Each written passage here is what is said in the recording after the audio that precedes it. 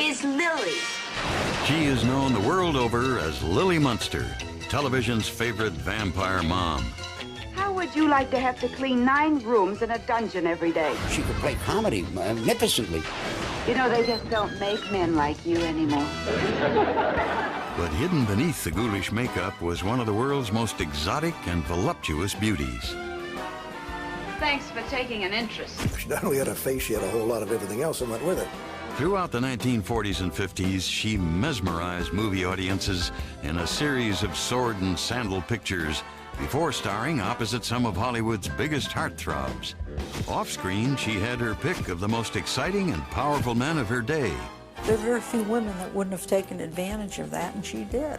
She had a zest for life. I don't know what else I could possibly do for you, Carlo. I would describe her as a woman that knows what she wants and gets it.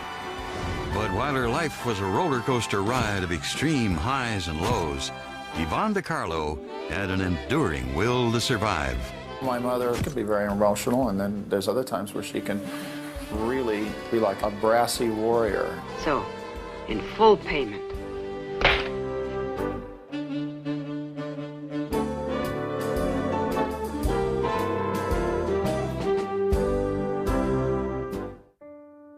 In 1922, the growing city of Vancouver, Canada, was recovering from a post-war depression and celebrating the repeal of Prohibition. It was here on September 1st that 19-year-old Marie de Carlo Middleton gave birth to a daughter named Margaret Yvonne. It was a hard birth. Marie was screaming, and she said, "I want a girl, and I want her to be a dancer." And then she said, "If it's a boy, drown it." Margaret's mother had run away from home at the age of 16 to become a ballerina. But after 2 years as a shop girl, she married William Middleton, a handsome, charismatic con artist.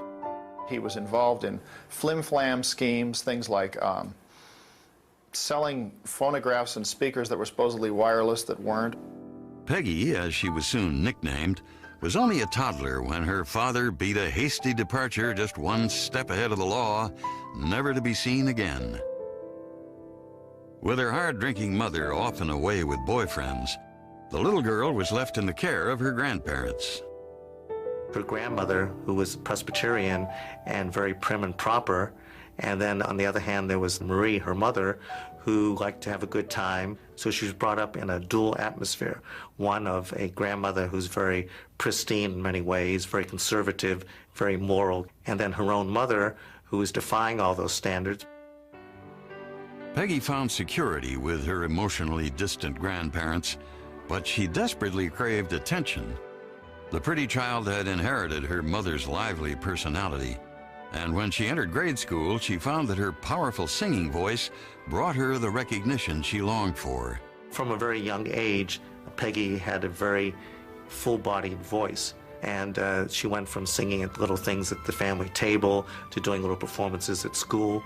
Although Marie recognized Peggy's talent for singing, she had decided long ago that any daughter of hers would be a dancer. Yvonne really wanted to be a singer. She had a lovely voice, but her mother was focused on dancing because that's what she liked. So she decided to transfer that ambition to her daughter, and she actually forced her to take dance lessons. She was convinced Yvonne was going to be something and did everything in her power to make that happen. After several years of study with a local ballet teacher, Peggy was stunned when her mother announced that they were going to Hollywood, where opportunities for dancers were sure to be plentiful. But Los Angeles was not the land of broad beaches and palm trees Peggy had imagined. They moved into a cheap downtown apartment, and Marie took what work she could. Marie would get a job, since she wasn't trained to anything, usually as a waitress, but being very unconventional and disliking schedules, and a good time was better than working, very often she'd lose her job. Peggy enrolled at LeConte Junior High and began daily ballet lessons at the Fanchon and Marco School of Dance. But within months, she was uprooted once again when her visa expired. It was the first of 3 disruptive round trips between Canada and California that Peggy would make over the next few years. Though her academic education was erratic, her dance training continued uninterrupted. But it was becoming increasingly clear that Peggy's body was not supple enough to withstand the rigors of ballet. When Canadian dance teacher June Roper steered her in a new direction, Peggy was both grateful and relieved. June Roper proved to be almost like a surrogate mother. She really took a fascinated interest in Peggy. She saw that this girl not only was very pretty, but that she really did have talent. She was the first one to say to her, "Peggy, let's not think in terms of ballet so much. Let's think in terms of other types of dances that you could be doing." The following year, Roper arranged for Peggy to appear at the Orpheum Theater as a hula dancer in the whimsical Waikiki Revue. By age 17, Peggy had blossomed into a shapely young woman and began to envision herself as a glamorous showgirl. When a new nightclub, the Palomar, opened in Vancouver, Peggy finessed her way into a week-long booking. Hoping to present a more sophisticated image, she combined her middle name with her mother's maiden name. In 1939, Peggy Yvonne Middleton became Yvonne de Carlo. Months later, Yvonne and Marie returned to Hollywood. But by now, her mother was all but unemployable, and the teenager was beginning to feel the weight of responsibility. Desperate to advance her career, the striking 18-year-old entered the Miss Venice beauty contest. It's Bathing Beauty Day at Venice, California. The beauty contest is held on a Venice pier every year to select winners to compete in the Miss America contest at Atlantic City. Among the beautiful girls for fame and fortune is Yvonne de Carlo. After the Miss Venice Pier contest, both Marie and Peggy felt super confident. Now they said, well, here we are in Hollywood, so now it's time for us to try some club work. So one of the first places they tried, which was one of the more prominent clubs, was Earl Carroll's club. But when she refused to allow Mr. Carroll to examine her bare breasts, as he did with all his auditioning performers, Yvonne and her mother walked out of the nightclub and headed down the block to another popular night spot, the Florentine Gardens.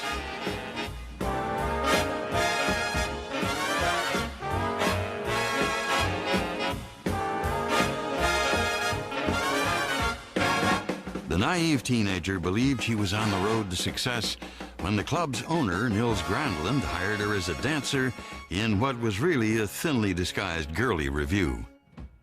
She comes out in the 7 veils and little by little discards them till she's down to a couple of pasties and a G-string. A guy in a gorilla suit comes out, picks her up, throws her over his shoulder, and takes her off the stage. I know that it was burlesque, and I know that Marie was there. And she would go to the audience and say, "Applaud for my daughter louder." All the Hollywood wolves, as they say, the single guys went there.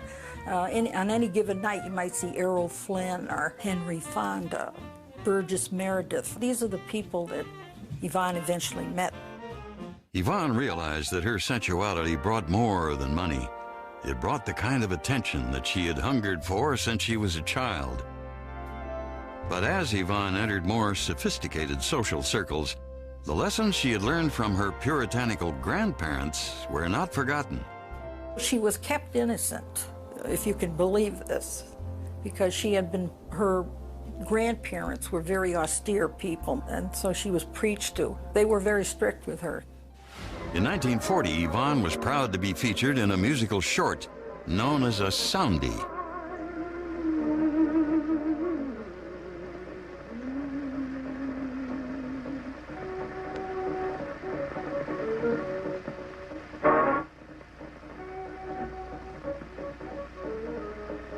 The young dancer liked what she saw on the screen. Believing she had a shot at the major leagues, a glamorous lifestyle and big money, Yvonne de Carlo made up her mind to be a movie star. She returned to the Florentine Gardens with a new sense of purpose. But bandleader Artie Shaw awakened the teenager to a harsh reality. He was very flat out forthright with her, and he said to her one day, "You know, Yvonne, working at the Florentine Gardens, you're in a deep rut and you're not going to get out of there." And this upset her because she was very happy. She thought her career was progressing. Yvonne gratefully accepted Shaw's offer of a month's wages and quit her job. She quickly found an agent and for her first movie role received $35, playing a bathing beauty in Harvard Here I Come. When no other film parts followed, the pragmatic DiCarlo returned to club work, this time at Earl Carroll's. After she got working in nightclubs and got used to performing scantily clad, well, then she said, fine. So she went in and flashed them, and she got the job.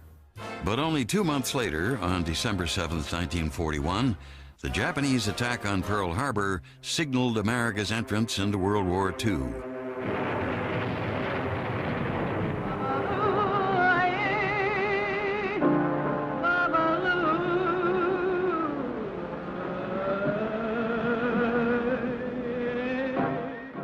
Yvonne joined Hollywood's biggest stars, performing in morale-boosting USO shows.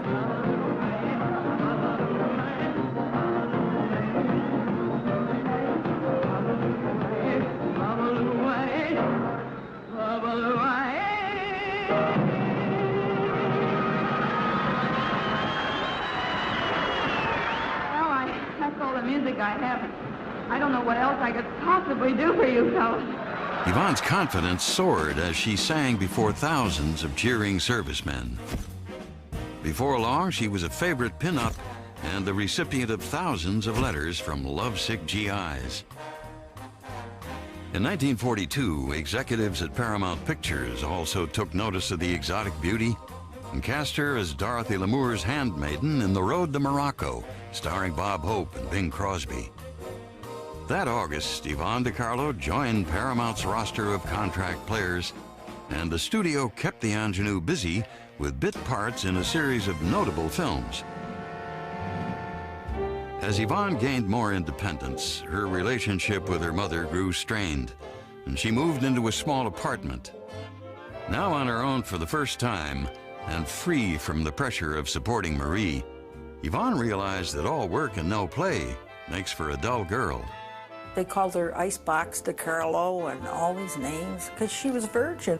But she decided, you know, enough is enough. Let's get on with it. So she had had a few affairs. In 1944, Paramount decided to cut down their number of exotic actresses, and the 21-year-old starlet was unceremoniously dumped. But Yvonne DiCarlo was no stranger to hard times. She had come too far to give up now, and if she had learned anything from her mother, it was that tenacity pays off. In 1944, Yvonne DiCarlo's brief tenure at Paramount had ended with a whimper. But when producer Walter Wanger cast her as the lead in his Technicolor Western, Salome Where She Danced, Universal Pictures wasted no time in signing the starlet to a $350 a week contract. Billed as the most beautiful girl in the world, Yvonne did not disappoint. If you are quite through robbing these poor people, I would like to go on with my dance. That's what they came here for and paid for. Go ahead, lady, dance. She had some kind of piercing gaze as well as a way of communicating to the audience as well as the person she was playing opposite. And there was a magnetism there and a mystery.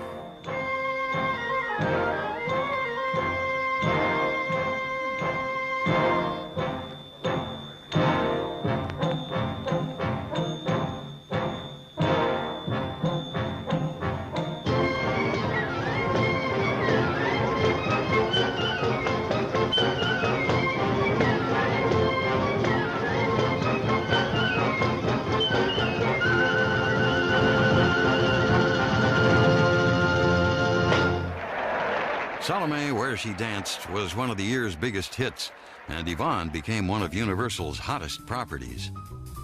The studio schooled her in etiquette and grooming and demanded that she never be seen in public unless she looked and behaved like a star. Yvonne was a star. She, by golly, was a star, and in those days, being a star was something very special. They were sort of coddled, and they were taken care of, and they were made into stars. Before long, the highly publicized actress caught the attention of dashing billionaire Howard Hughes, who began to actively pursue her. What she liked about Hughes, I think, was an air of mystery, intelligence, power.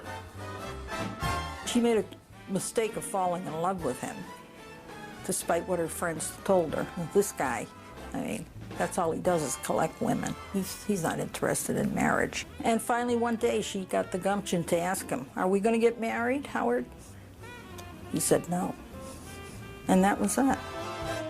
Unfazed, Yvonne spent a little time pondering her losses and set her sights on actor Robert Stack. She had an ideal man in her mind.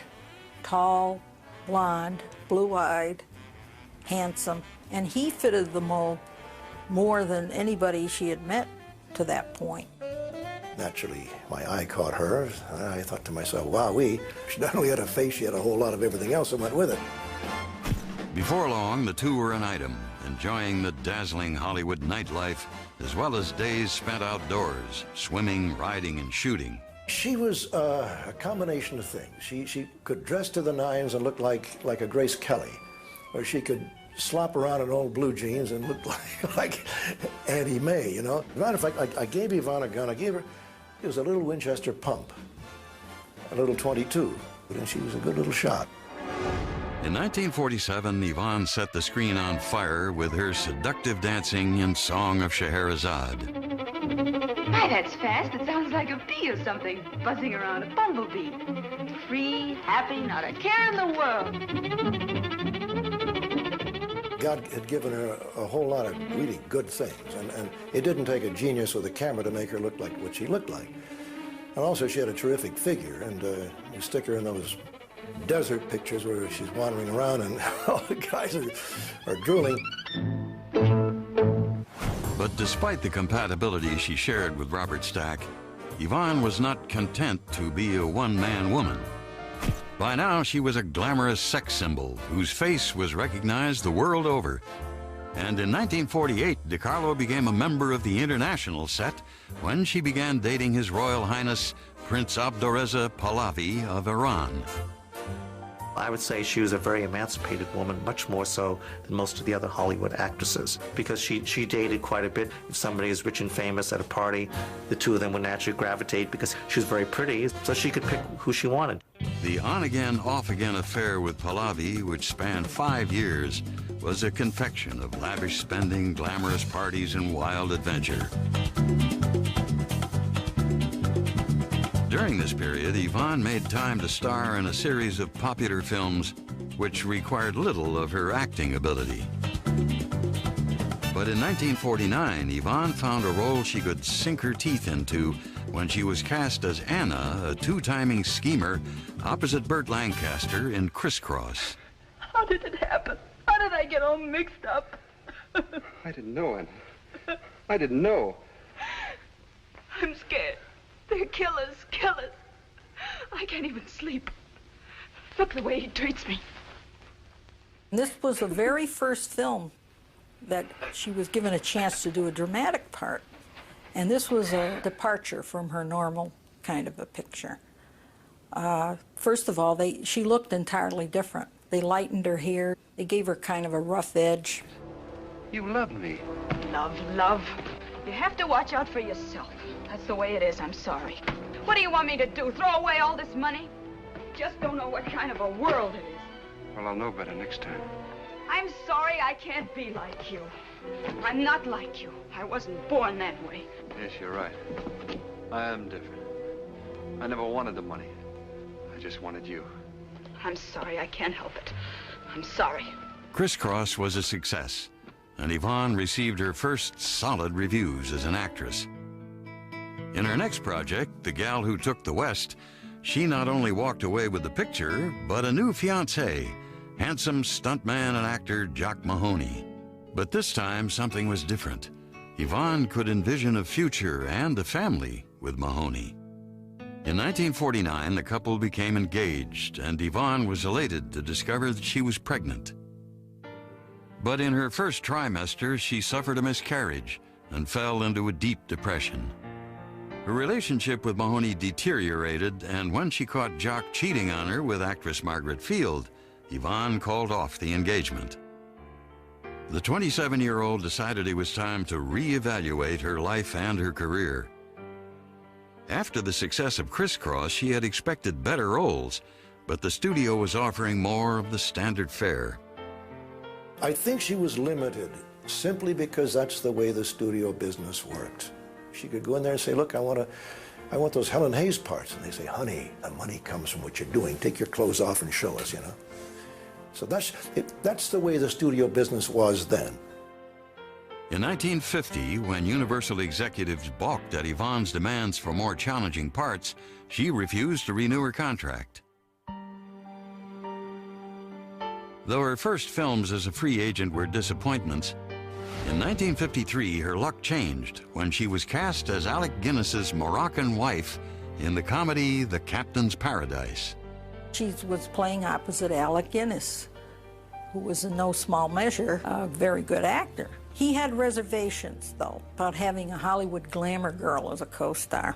But interestingly, after they played the first couple of scenes, he actually hugged her and he said, oh, I'm so glad to find out that you're talented. I want to stay home nighttime sometimes, give you slippers. But you silly man, all you want to do is go drinking, dancing, swimming, making love. You make yourself absolutely ridiculous. Did you say I made myself ridiculous? Yes. He really enjoyed working with her. I mean, they had a couple of dance scenes. She had to teach him how to mambo, and he really came to respect her.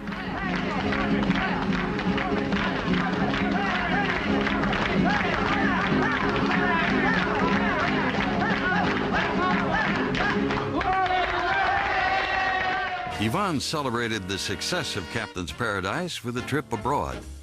While in France, the glamour girl embarked on another royal romance, this time with the notorious playboy Prince Ali Khan. She wasn't serious about him as a husband, but they had a great relationship. She was like a lover confidant. By 1954, the actress was successfully changing the course of her career, and she had her pick of the most eligible men in the world. At 31, she was the belle of the ball, but how long could the party last? Yvonne Carlo was about to find out. In 1955, Yvonne Carlo made it to the A-list when Cecil B. DeMille cast her as Moses' wife in his epic film The Ten Commandments, starring Charlton Heston. That same year, the 33-year-old began dating widower Bob Morgan, a rugged actor and stuntman she had met on the set of an earlier film. I was told by Yvonne was that it was like an animal attraction, but I think there was something about Bob's free spirit and rough character, you know, the cowboy, the simple man. In Bob Morgan, Yvonne believed she had finally found a man who truly loved her. And on November 21st, the two were wed in Reno, Nevada. She said once she was married, she knew there was going to be an end to freedom and that you got married and you stayed married. But she knew that it was the end of a certain kind of independence. The following July, Yvonne gave birth to her first child, Bruce. With the addition of Bob's 8-year-old daughter, Barry, the perennial playgirl suddenly found herself the mother of two, a role for which she was totally unprepared. I think my father was putting demands on her to be something that she had never been before and never been taught how to be, and had no clue, basically, how do you be a mother? In October of 1956, The Ten Commandments was released amid a frenzy of publicity. Yvonne was in the spotlight, with Bob eclipsed by his wife's celebrity. This is a guy that had some kind of authority over men in the war as a pilot, and there was a sense of status. Now he was walking behind a movie star. The photographers are unfolding her, and you can see him walking behind, and you can see the look on the face, and it's not happy. But Yvonne was thrilled with the direction her career was taking and believed her star could only rise when she was cast opposite Clark Gable in Band of Angels. In the post-Civil War drama, DiCarlo played a high-born woman of mixed race sold to a white slave trader. You know, that's a very becoming frock. We are putting some style in this old house, aren't we? Don't talk to me about this house. I hate it. And I hate you. I thought you had some decency, but you haven't. Setting that pet overseer of yours to watch me. I like the chapeau, too. I bought it to run away in, you hear? I was about to get on a steamboat if it hadn't been for that row-roo. Well, this slave's not going to do you any good, massa, because I'm getting out of here come hell and brimstone, and you'll never see hide nor hair of me again. And you better tell that man to give you back your $5,000. Unfortunately, Band of Angels left many critics cold, and Yvonne returned to the type of B-list adventure films that had once been her bread and butter. But with the recent popularity of more sophisticated adult-themed pictures, DeCarlo's movies were beginning to seem passé. After the birth of a second son, Michael, in 1957, the Morgan household numbered 5, and with Bob's earning power far below that of his wife, money was tight. Over the next few years, the veteran actress worked non-stop. She appeared in nightclubs, released an album of popular songs, and guest starred in such television shows as Playhouse 90 and Adventures in Paradise. I guess I owe you something. So, in full payment. As I said, tough and funny. Hugo. Yes? If I didn't hate you, Yes? I'd love you. With her hectic schedule, Yvonne depended on her mother to help with the children. But still, she found it difficult to balance her career with the demands of motherhood. You don't apologize for being an actress that has kids. You do it, and you make the best of it. Here's the thing. Stage moms and star moms may be many things, but if a person tries their best, what more can you ask for? Yvonne was also struggling to maintain her relationship with Bob, which was beginning to show signs of strain. You know, he played golf a lot. I'm sure she wanted time with him. I think they both tried to control each other, and it just wasn't happening. It wasn't what you call a calm and serene household. He was a heavy drinker. He belonged to the John Wayne macho school, where you work hard all day, you go to the bar after work, and have some belts with the boys, and then you go home to the wife and kids. You know, years ago, alcoholism wasn't a disease to these people, and they fought a lot. In 1961, after 5 years of marriage, Yvonne was contemplating divorce. But all of that changed in one chilling moment when she received a phone call from Phoenix. Bob had been run over by a train while performing a stunt on the MGM film How the West Was Won. Terrified, Yvonne rushed to be by her husband's side. She was very upset, and she was very distraught, and she was crying, and she said, "Your father's in a very, very bad way," and I think she was really scared he was going to die. 3 flat cars run over him. In the hospital, he was patched up, died clinically 3 times, and they revived him. Facial crushing injuries, lost his left leg, back, coccyx vertebrae crushed. Yvonne helped Bob through months of additional surgery and the emotional adjustment to his artificial leg. She had some sense of loyalty to what she committed to, and I very much respect her for that. And she stayed out of work for a while to take care of him personally. But MGM assumed no responsibility for the accident. Feeling they had no other recourse, the Morgans filed a $1.4 million lawsuit against the movie studio, claiming Bob was permanently disabled through the negligence of the film's assistant director. It is one of the most tragic stories in the whole world, this magnificent athlete being crippled by an idiot. The studio would not allow anyone to back him up in the lawsuit. From what I heard, that anybody who backs him up and testifies for him will be fired. The couple was emotionally and financially devastated when all attempts to sue MGM came to a dead end, and Yvonne was forced to mortgage their house.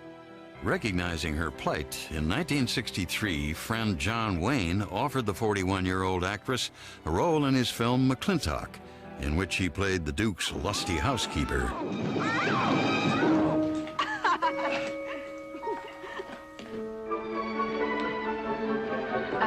Mrs. McClintock, hope you won't misunderstand.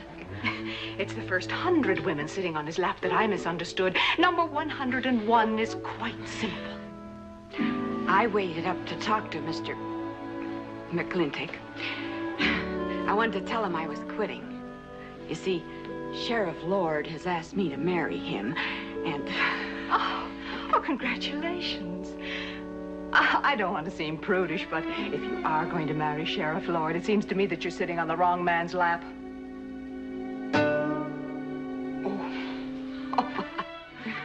For Yvonne, Wayne's gesture of friendship offered only a momentary relief from her mounting medical and legal debts. The actress was at an all-time low, and there seemed to be no light on the horizon. But Yvonne de Carlo's career was about to receive some supernatural assistance in the form of a beautiful vampire named Lily Munster.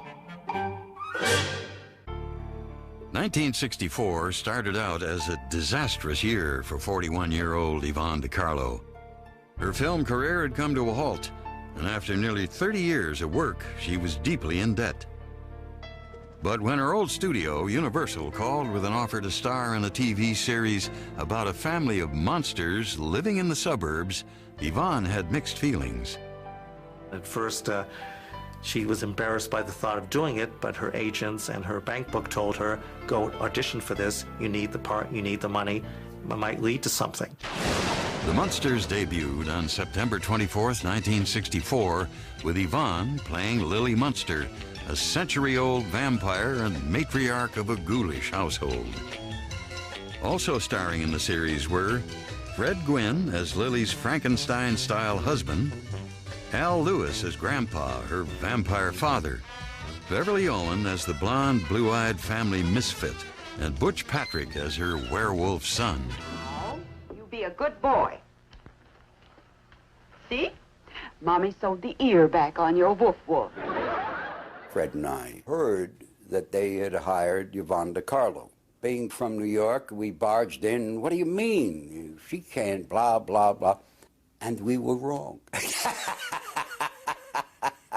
We were wrong, Fred and I, because she was marvelous in the show. The series was a monster hit, and when Pat Priest stepped into the role of Marilyn, the show's popularity only continued to grow. Yvonne brought a unique quality to the character of Lily, making her the perfect TV mom. I think of Yvonne as being kind of a vampire version of Donna Reed. Eddie, you should spend Saturday afternoons at home doing something more wholesome, like digging up bones in the backyard with Spot. All of her gestures, you know, with her hands, all the wonderful little unique things that she brought to that part. Those things were natural to Yvonne. They're not to anyone else. Tut-tut, Mr. Brastoff. The star loved indulging in the broad comedy and lively banter that made the relationship between Herman and Lily Munster sparkle. Herman, what are you doing here? Oh, Lily. Well, you see, If that's my husband, get rid of him. Lily, you may not believe this, but I'm Secret Agent 702. Herman, you may not believe this, but I'm Sonny Liston. Come on, Marilyn. To transform herself into the ashen-faced vampire, Yvonne shed her glamorous image and endured 3 hours in the makeup chair every morning before putting in a 12-hour workday.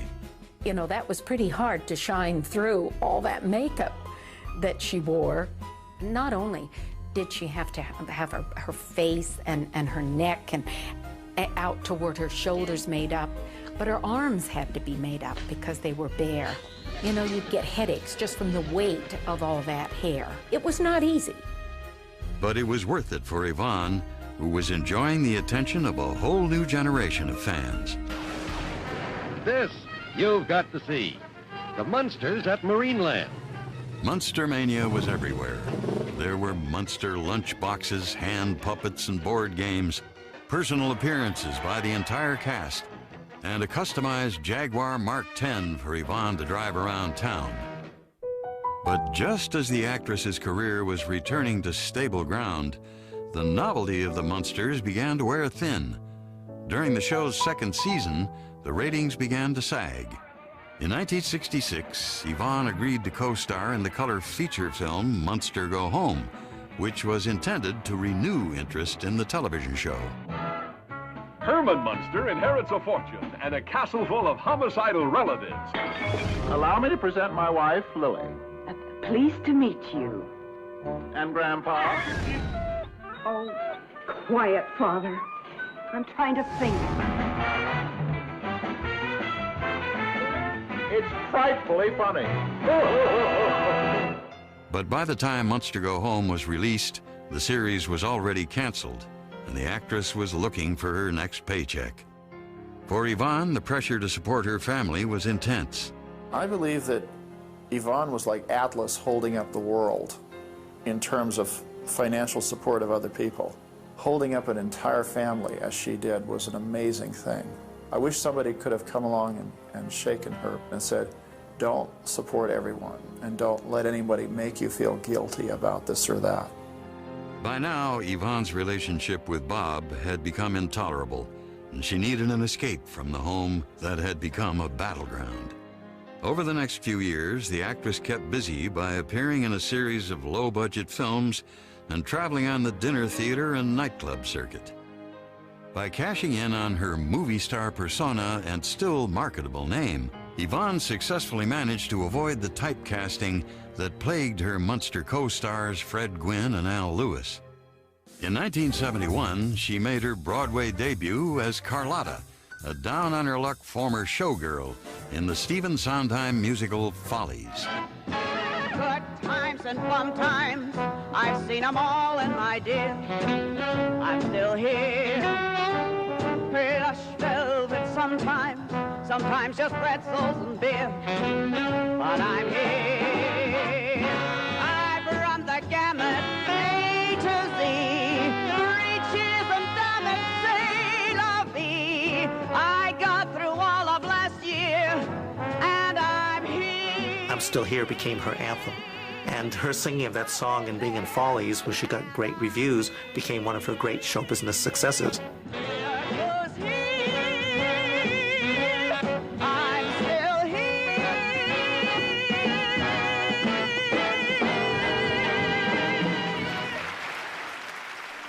Follies ran for a staggering 522 performances. At 48, Yvonne Carlo would prove to one and all that she was indeed still here and still a star.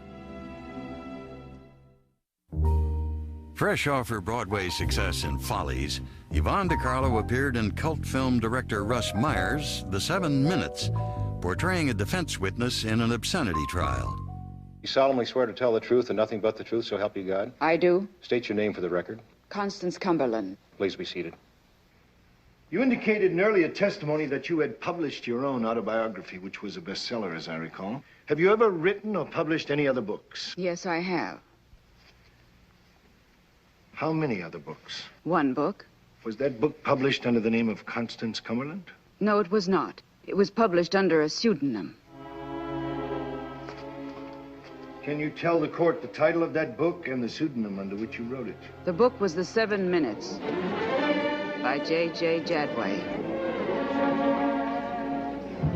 I am J.J. Jadway. The film's reviews were merciless. However, New York Magazine proclaimed, only Yvonne Carlo emerges unscathed, playing the lovely older movie star she happens to be. Critics weren't the only ones to notice the actress's enduring beauty. Yvonne was being courted by a number of attractive men, and in 1974 she decided it was time to end the marriage that for years had been in name only.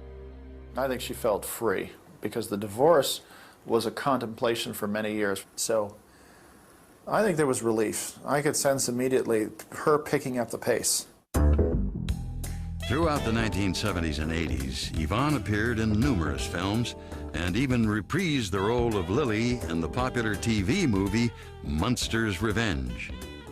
In 1987, the former screen siren published her autobiography and titillated readers with a candid account of her career and amorous adventures. Here's the book, Yvonne. This is an autobiography. It's too spicy for you, though. Well, no, it is not. No, do you know what's in this book? There, you had, if I may say, liaisons with many famous men. Yes, Howard Hughes and Prince Ali Khan and Prince Abdurrezza. Well, see, these are rich men that are... Oh, and then there was a couple of truck drivers in there, too. But 1993 marked the beginning of a downward spiral for the actress when her mother, with whom she had shared an emotionally trying relationship, succumbed to cancer. I think that it was very sad for her. Her mother was very important to her, even if there was friction between the two of them. Yvonne had distanced herself in order to be herself. That was tough. In 1997, Yvonne was inconsolable when her son Michael suddenly died at the age of 40. Michael lived close to her, so they saw each other a lot. They went out for dinner and they watched movies together. So in some ways, he was like her companion. But he started to get sick and started to have these seizures, and eventually he had a bad one. The following year, fate dealt Yvonne another blow when she suffered a stroke and was rushed to the hospital. This was at a time when you have 93, her mother passes on, 97, her son passes on, and so it was a very tough time. She was lucky. She had a 98% recovery. The resilient 76-year-old actress bounced back with her usual aplomb and returned to her home overlooking a golf course near Solvang, California. She keeps up correspondence and I think plans her re-entry into the business. And I want to see her do that because she's an old trooper. She's not going to, be happy sitting up on a golf course for a long time. Well, I'm not just going to sit around here and deteriorate. By the year 2000, the actress had become a beloved television icon as reruns of the Munsters continued to win over new generations of fans. I'd feel a lot better if I could hear a few explosions. But Yvonne de Carlo's beauty, unquenchable zest for life, and indomitable spirit are what made her truly unforgettable. She's appeared or starred in over 80 films. She's been a star on television, Broadway, and she's a survivor. And as the song says, she's still here. She was a young girl when she started out, and things were not all a bed of roses for her in the beginning, and I think that's what formed her and made her a formidable person. Lately I asked her, was it destiny, luck, or preparation, or what? And she would narrow her eyes and say they're all the same. I describe her as one of the most beautiful women on film, personally as someone who took the travails and difficulties of the most difficult job in the whole wide world and handled them with class.